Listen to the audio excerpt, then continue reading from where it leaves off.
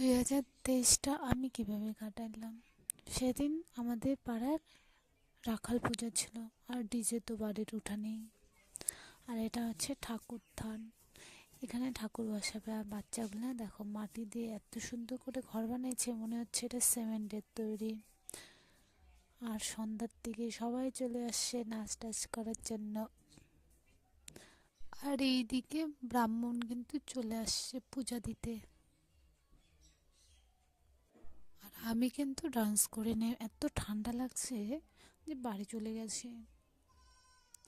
আর রাতে খুব ঠান্ডা ছিল, আমি তো চাদর সোয়েটার, এটা আমার ভাস্তি, ওর নাম খুশি, খুব কথা বলে।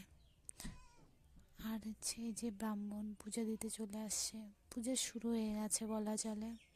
তারপর আমি প্রসাদের ওইদিকে গেলাম, তো প্রসাদও তৈরি হয়ে গেছে।